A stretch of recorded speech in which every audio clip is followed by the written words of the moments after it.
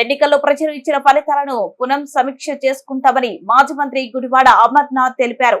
Beach రోడ్లోని Visakha YCP MP కార్యాలయంలో ఏర్పాటు చేసిన మీడియా సమావేశంలో అమర్ మాట్లాడుతూ తాను తన కుటుంబం 3 తరాల ప్రజాసేవలోనే ఉన్నామన్నారు. సచివాలయం వ్యవస్థ వల్ల కొంతమంది పడ్డామని, పార్టీ కోసం పనిచేసే వారికి సముచిత స్థానం కేటాయించలేకపోయామని తెలిపారు. ముఖ్యంగా పార్టీ అధికారంలోకి రావడానికి పునాదులు అయిన వారికి న్యాయం చేయలేకపోయామని పేర్కొన్నారు.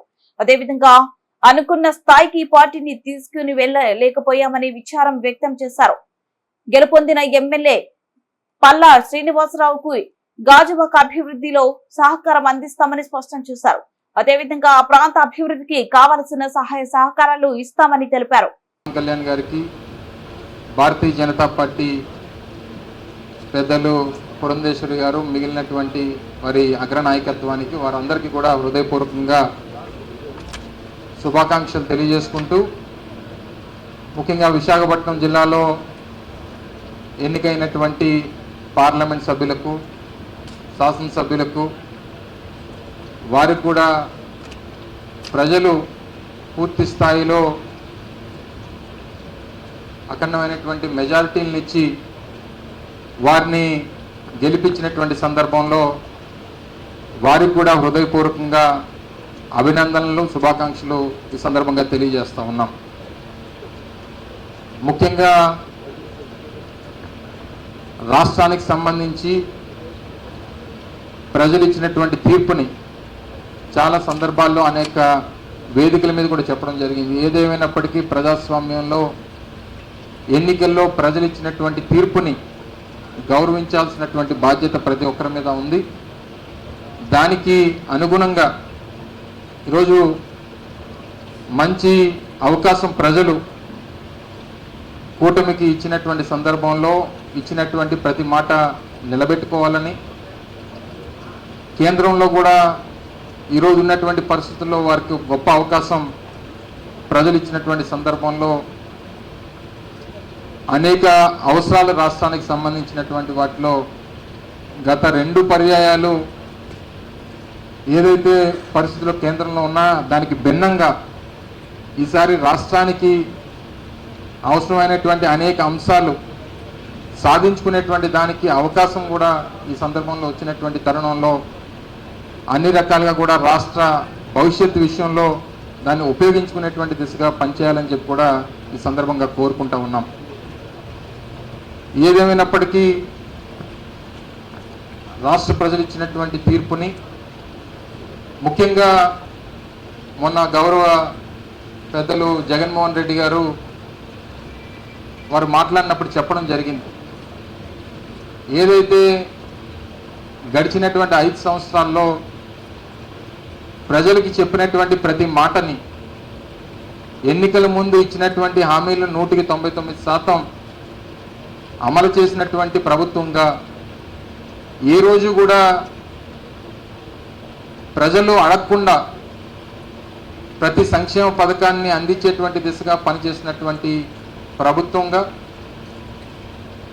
ఎన్నికల ముందు చెప్పినటువంటి మేనిఫెస్టోలో ప్రతి అంశాన్ని నిలబెట్టుకోవాలనేటువంటి దిశగా పనిచేసినటువంటి ప్రభుత్వంగా, అనేక పథకాల్ని అందించినటువంటి సందర్భంలో వచ్చినటువంటి ఫలితం ఆశ్చర్యానికి గురి చేసింది అనేటువంటి మాట పెద్దలు జగన్మోహన్ రెడ్డి గారు కూడా చెప్పడం జరిగింది. అది ఆ పరిస్థితులు వారికే కాదు, రాష్ట్రంలో ఉన్నటువంటి వైఎస్ఆర్ కాంగ్రెస్ పార్టీ ప్రతి కార్యకర్తకు కూడా ఆ రకమైనటువంటి ఉద్దేశం ఉందనేటువంటి దాంట్లో అనుమానం కానీ ఆశ్చర్యం కానీ కూడా లేదు అనేటువంటిది ఈ సందర్భంగా తెలియజేస్తూ ఉన్నాం.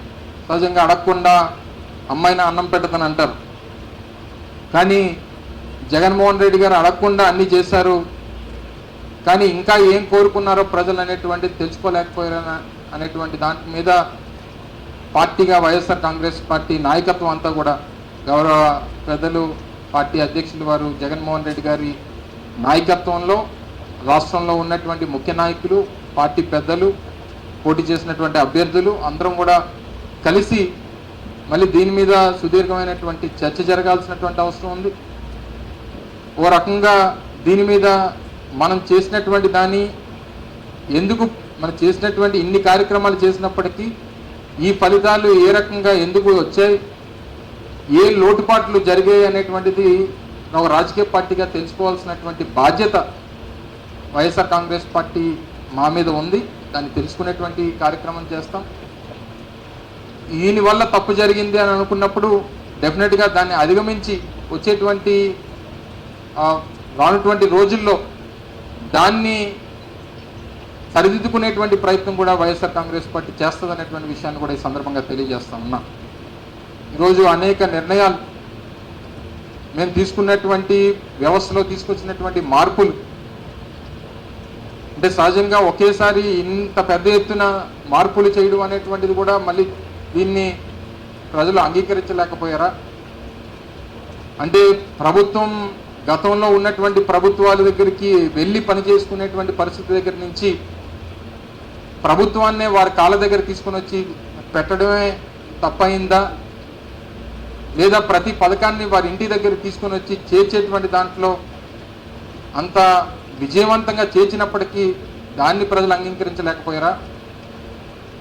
లేకపోతే సచివాలయ వ్యవస్థలను తీసుకొని వచ్చి పనులన్నీ కూడా గ్రామాల్లోనే జరిగేటువంటి విధంగా తీసుకొచ్చినటువంటి మార్పుని వారు అంగీకరించలేకపోయారా? లేదా వాలంటీర్ వ్యవస్థను తీసుకొని వచ్చినటువంటి ప్రతి పథకాన్ని ఇంటి దగ్గరికి గడప దగ్గర తీసుకుని వెళ్ళి ఇచ్చినటువంటి దాన్ని వారు స్వాగతించలేకపోయారా? ఇలాగ అనేక రకాలైనటువంటి మార్పులు స్వతంత్రం వచ్చిన తర్వాత వ్యవస్థల్లో ఇన్ని మార్పులు తీసుకురావడం అనేటువంటిది గతంలో ఎప్పుడు జరగలేదు. నూతనంగా ప్రభుత్వ ఉద్యోగాల కల్పన కానివ్వండి, దాదాపు సచివాలయ వ్యవస్థ ద్వారా 1,30,000 మందికి ఉద్యోగ అవకాశాలు కానివ్వండి, అలాగే ఆర్టీసీకి సంబంధించినటువంటి ప్రభుత్వంలో విలీనం చేసేటువంటి దాంట్లో కానివ్వండి, ఇలా రకరకాలైనటువంటి నిర్ణయాలు వ్యవస్థల్లో తీసుకుని వచ్చి మార్పులు తీసుకుని వచ్చి ఇన్ని పెద్ద ఎత్తున చేసినటువంటి సంస్కరణల్ని ప్రజలు స్వాగతించలేకపోయారా? ఇవన్నీ కూడా దీని మీద అంటే లేదా ఇన్ని కార్యక్రమాలు చేస్తాం ఇంకా ఏదైనా చేస్తే బాగుంటుందని చెప్పి ఆశించారా?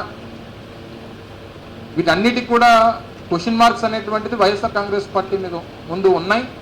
దీనికి అన్నిటి కూడా సమాధానాలు వెతుక్కోవాల్సినటువంటి అవసరం మా మీద ఉంది. డెఫినెట్గా ఆ రకంగా ముందుకెళ్ళేటువంటి ప్రయత్నం చేస్తాం. అన్ని రకాలుగా కూడా ఈరోజు నిన్న ఫలితాలు వచ్చిన తర్వాత చంద్రబాబు నాయుడు గారు కానీ తర్వాత పవన్ కళ్యాణ్ గారు కానీ మాట్లాడినటువంటి మాటలు చూసాం. పవన్ కళ్యాణ్